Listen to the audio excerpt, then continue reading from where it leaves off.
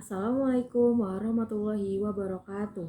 Perkenalkan, nama saya Anis Khoirunisa, mahasiswa Universitas Muhammadiyah Profesor Dr. Hamka, Program Studi Perbankan Syariah. Di sini saya akan membahas tentang bagaimana kebijakan moneter di Indonesia. Yang pertama, kita akan membahas tentang apa itu pengertian kebijakan moneter. Kebijakan moneter adalah kebijakan pemerintah untuk memperbaiki keadaan perekonomian melalui pengaturan jumlah uang yang beredar. Kebijakan moneter ditetapkan oleh otoritas moneter yang dalam hal ini disebut dengan bank sentral, yaitu dengan cara mengubah besaran moneter dan suku bunga uang yang dilakukan oleh otoritas moneter dan lembaga keuangan. Kebijakan moneter diatur oleh Bank Sentral Indonesia.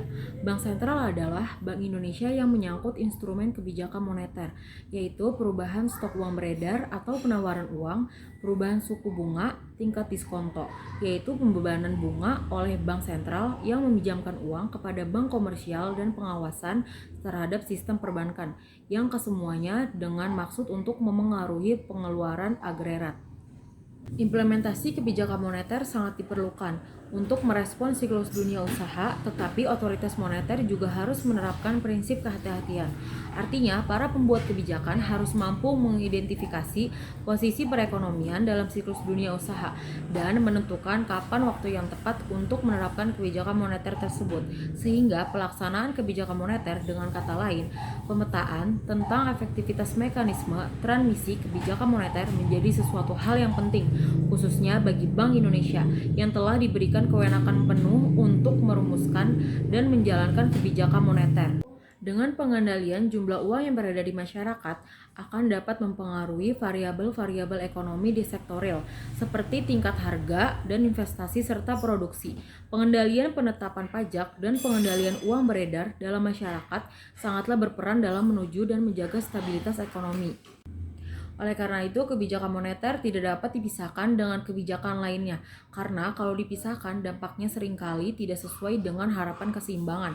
Jika terjadi dampak kebijakan moneter yang diharapkan, umumnya diatasi dengan kebijakan lain yang membentuk keseimbangan ekonomi makro. Selanjutnya, kita akan membahas tentang pengertian kebijakan moneter menurut para ahli. Yang pertama, ada menurut Muhammad Nasir, kebijakan moneter adalah semua bentuk dari tindakan atau semua upaya bank sentral untuk dapat mempengaruhi perkembangan variabel moneter untuk bisa mencapai sasaran yang diinginkan. Yang kedua, ada menurut Peri Warjio, kebijakan moneter adalah salah satu bentuk dari kebijakan otoritas moneter atau bank sentral dalam bentuk pengendalian besaran moneter untuk bisa mencapai perkembangan kegiatan perekonomian yang dilakukan dengan mempertimbangkan suatu siklus kegiatan ekonomi, sifat perekonomian suatu negara, serta faktor-faktor fundamental ekonomi lainnya. Yang ketiga, menurut Muwana Nanga, kebijakan moneter atau disebut juga dengan monetary policy ialah salah satu bentuk kebijakan yang dilakukan pemerintah atau otoritas moneter dengan menggunakan perubahan pada jumlah uang beredar dan tingkat bunga untuk dapat mempengaruhi tingkat permintaan agregat dan memengaruhi ketidakstabilan di dalam perekonomian. Pembahasan kedua, kita akan membahas tentang tujuan didirikannya kebijakan moneter di Indonesia. Yang pertama, untuk memperniagakan suatu mata uang sebagai alat pertukaran dalam perekonomian. Yang kedua, distribusi likuiditas yang sangat optimal dalam rangka menggapai pertumbuhan ekonomi yang diinginkan pada berbagai sektor ekonomi. Yang ketiga, mempertahankan suatu keseimbangan antara kebutuhan likuiditas perekonomian dan kestabilan tingkat harga. Yang keempat, menjaga stabilitas ekonomi. Artinya, dalam pertumbuhan arus barang dan jasa, keseimbangan dengan pertumbuhan arus barang dan jasa yang tersedia. Yang kelima, menjaga stabilan suatu harga. Harga suatu barang merupakan hasil dari interaksi antara jumlah uang yang beredar dengan jumlah uang yang tersedia di pasar. Yang ketiga, kita akan membahas tentang jenis-jenis kebijakan moneter. Yang pertama, kebijakan moneter ekspansif merupakan sebuah kebijakan dengan tujuan untuk bisa menambah uang yang beredar. Setiap negara harus membuat kebijakan seperti ini agar bisa mengatasi suatu pengangguran serta bisa meningkatkan daya beli dari masyarakat ketika perekonomian yang sedang mengalami resesi atau depresi. Yang kedua, ada kebijakan moneter kontraktif, merupakan sebuah kebijakan yang bertujuan untuk dapat mengurangi jumlah uang yang beredar. Memang tujuan suatu negara membuat kebijakan ini ketika perekonomian yang sedang mengalami inflasi. Pembahasan yang terakhir, kita akan membahas tentang bagaimanakah kebijakan moneter di Indonesia, bagaimanakah kebijakan moneter dari sebelum krisis moneter sampai sesudah krisis moneter, bagaimanakah kebijakan moneter dalam Islam, dan bagaimana kebijakan moneter dalam konvensional. Yang pertama, pada periode 1945 sampai periode 1952. Pada awal kemerdekaan, untuk pertama kalinya, pemerintah Indonesia mengambil keputusan untuk mendirikan bank sirkulasi berbentuk bank milik negara, dan dalam pelaksanaannya berupa pendirian Bank Negara Indonesia atau BNI dan Bank Rakyat Indonesia atau yang biasa disebut dengan BRI. Pada tahun 1946, kedua bank milik negara tersebut dan beberapa bank swasta yang ditunjuk pemerintah melaksanakan penukaran mata uang Hindia Belanda dan Jepang dengan mata uang Republik Indonesia yang dikeluarkan pemerintah Indonesia. Selanjutnya, pada periode 1953 sampai periode 1967, dalam perkembangan selanjutnya, pemerintah Indonesia mengeluarkan Undang-Undang Nomor 11 Tahun 1953. Tantangan terbesar pada masa ini adalah menyatukan mata uang yang pada waktu itu banyak beredar dan berbeda-beda di wilayah Indonesia. Karena itu, Bank Indonesia dituntut untuk menerbitkan mata uang baru, yaitu rupiah, sebagai satu-satunya alat pembayaran yang sah di seluruh wilayah negara Indonesia, menggantikan mata uang yang ada di masing-masing daerah. Periode selanjutnya adalah periode stabilisasi dan rehabilitasi ekonomi, yaitu pada tahun 1968 sampai 1972. Pada masa selanjutnya, yaitu sejak akhir tahun 1960, perkembangan ekonomi dan keuangan terus berkembang. Pada awalnya, kebijakan pemerintah lebih diprioritaskan untuk pemulihan stabilitas ekonomi yang sempat terancam pada pertengahan tahun 1960. Pengeluaran anggaran diseleksi secara ketat, defisit anggaran pemerintah dikendalikan, dan pembiayaan diupayakan dari pinjaman lunak luar negeri, sehingga tidak mengancam stabilitas ekonomi, khususnya untuk pengendalian inflasi.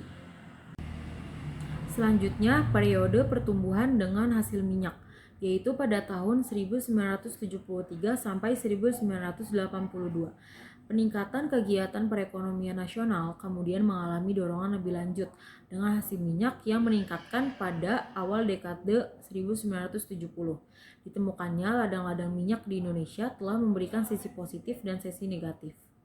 Pembahasan selanjutnya adalah periode pasca krisis moneter, yaitu pada tahun 1997.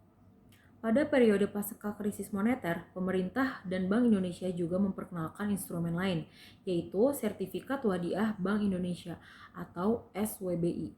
Instrumen ini diterbitkan dengan tujuan sebagai fasilitas penempatan bagi bank-bank berbasis syariah. Mekanisme kerjanya mirip dengan fasilitas simpanan bank sentral. Sampai sekarang, kontraksi moneter masih dilakukan karena fungsi perbankan sebagai lembaga intermediasi belum pulih sepenuhnya. Perbankan masih perlu dapat menyalurkan dananya ke kredit, sehingga SBI dan IR masih menjadi pilihan utama penempatan dana. Akibatnya, beban Bank Indonesia makin meningkat.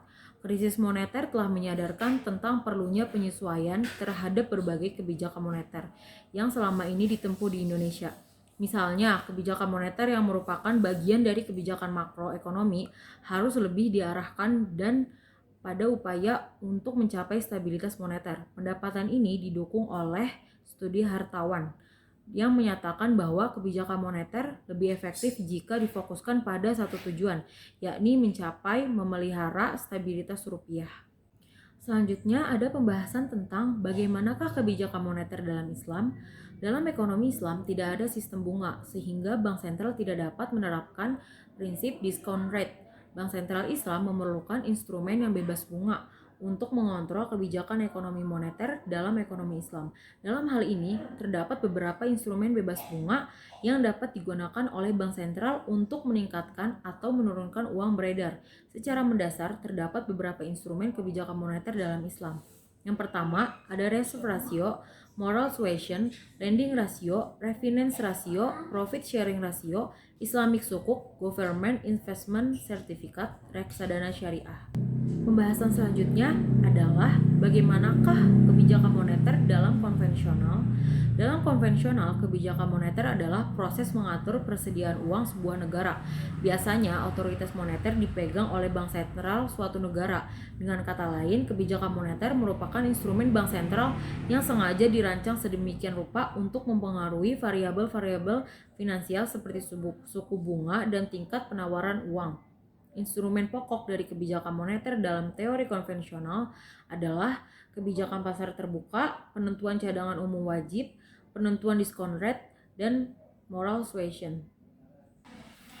Sekian pembahasan tentang kebijakan moneter di Indonesia. Kurang lebihnya mohon maaf. Wabillahi taufiq wal hidayah. Wassalamualaikum warahmatullahi wabarakatuh.